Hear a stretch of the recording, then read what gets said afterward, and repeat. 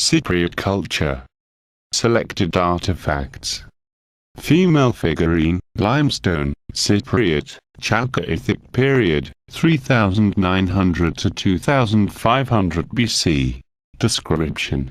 Figurine modeling flourished in Cyprus in the late Neolithic period and even more so during the Chalcolithic period. Various types of figurines, in materials such as steatite, limestone, picrolite and clay, represent the human figure in a purely schematic or a more naturalistic manner. This figurine of soft limestone is dubbed the zintilocidal after the collector, and belongs to a group of Chalcolithic stone figurines, characteristics of which include a slight backwards tilt of the head, deep eye sockets, perhaps originally inset with stone or shell, relief breasts, arms bent below the bosom and superficial incisions indicating the pubes and separating the legs.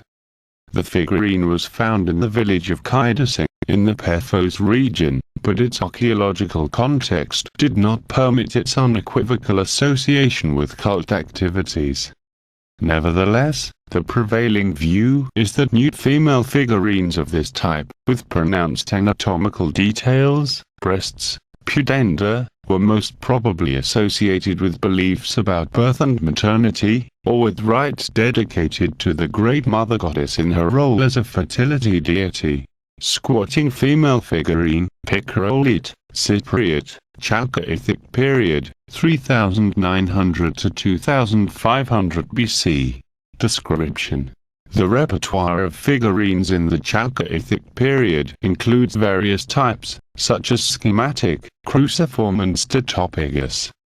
In the last type, which is the most naturalistic, the female figure is normally represented in a squatting pose, with conspicuous genitalia and the arms on the chest or the usually swollen abdomen. These features undoubtedly allude to the fertility of the figures represented, even though their precise symbolism remains elusive. According to some researchers, the state of pregnancy is rendered. The example here, in black steatite, was probably used as a pendant amulet, as indicated by the two small suspension holes at the point where the elbows bend. The figurine comes from the Paphos region, from where analogous finds are known. Similar figurines in clay have been found in pits, possibly of ritual function, under the floor of a house in the so-called ceremonial area at the site of Kysenagamusphilia, and have been dated to the Middle Chalcolithic period, circa 3000 BC. Twin-necked vessel, clay, Cypriot, early Cypriot I period, 2500 to 2300 BC. Description. Twin-necked jug of the red polished south coast ware. The two long necks are connected to each other with horizontal bars. At either side of the necks, on tall projections, are opposed birds. The vase is decorated with incised geometric motifs filled with a white substance, kaolin. The red polished south coast ware is a subdivision of the wider category of Cypriot red polished vessels, which is known almost exclusively from the southern part of the island, mainly from tombs. It dates to the early Cypriot I period, 2500 to 2300 BC, and includes large-sized jugs, amphiroid and basket-shaped vessels, conical bowls and large flasks, covered in a lustrous slip and decorated with incised geometric motifs and sometimes with plastic attachments, animal and bird protomies. These are probably creations of specialist pottery workshops in southern Cyprus, and specifically in the area around Limassol, Sotere and Rimi. The functional significance of twin-neck jugs is unclear, but as the provenance of most examples is great, they may have been intended exclusively for religious and ritual use. Composite vessel, Kernos, clay, Cypriot, early Cypriot I to II period, 2500 to 2000 BC. Description.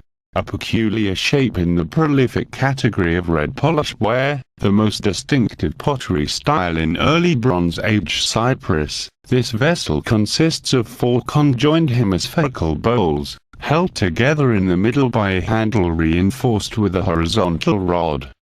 Preserved on the surface is the characteristic decoration of incised rectilinear and zigzag bands.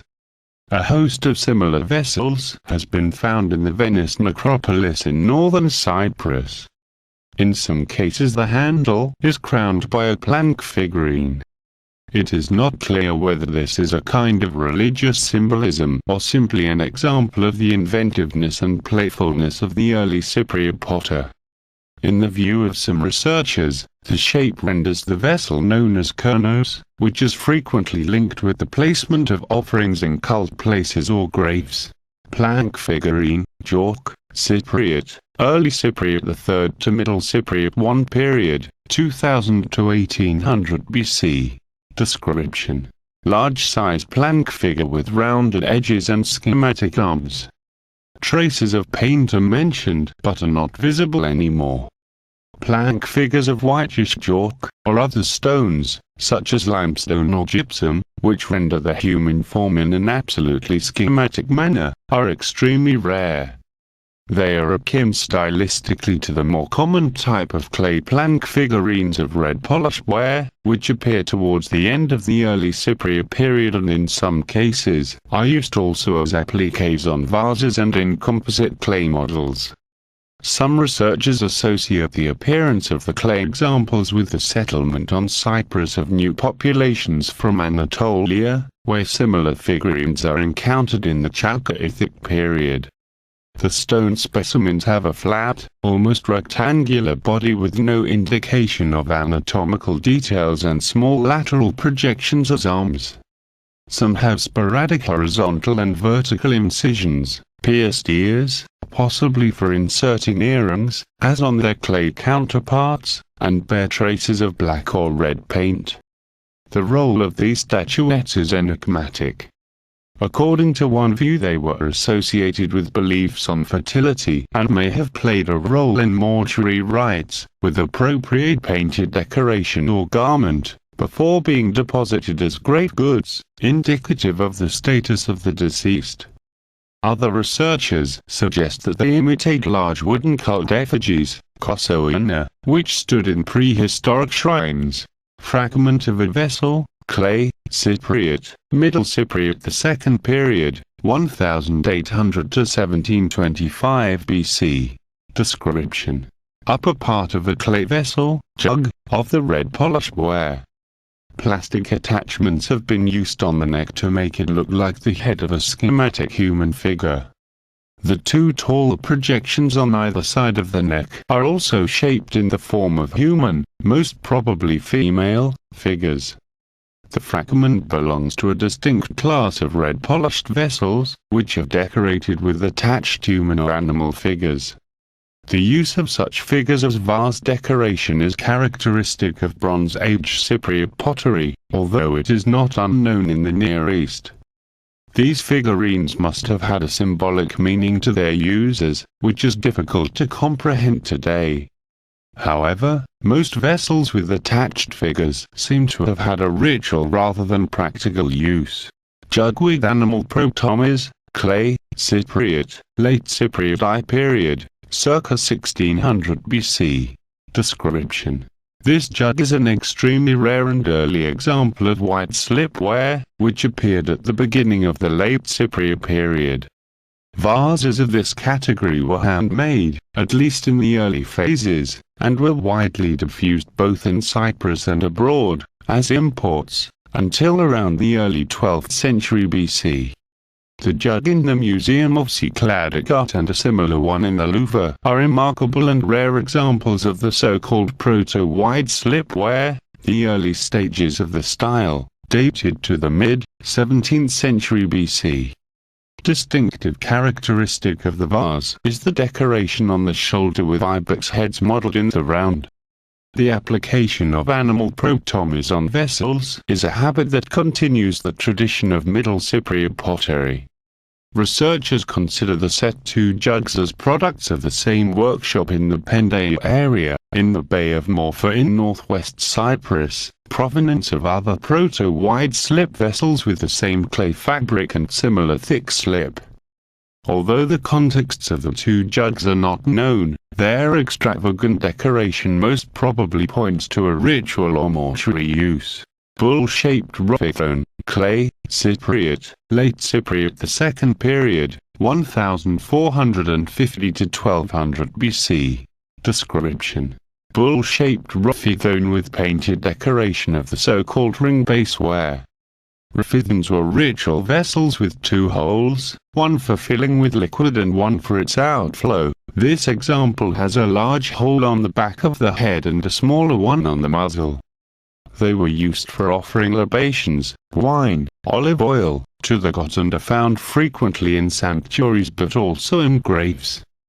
They were widespread throughout the Near East and the Aegean in the Late Bronze Age, although their shape varies from region to region. Zoomorphic Rufitones were particularly popular in Cyprus. Indeed, those in the shape of a bull are considered to be distinctively Cypriot creations, even though they are common in Crete, too. The bull was one of the paramount religious symbols of Eastern Mediterranean peoples in the Late Bronze Age, and was linked with fertility as well as with supernatural strength. It frequently assumed the form of major male deities, such as Apep in Egypt, Ana in Mesopotamia, El in Canaan, and so on, while in Minoan in Crete it developed into a symbol of both religious and royal authority. In Cyprus, the religious connotations of the bull are attested already from the early Bronze Age, when clay crania were placed on top of sanctuary models. They become even more obvious in the Late Bronze Age with the production of several bull river and the adornment of altars with stone or clay bull horns.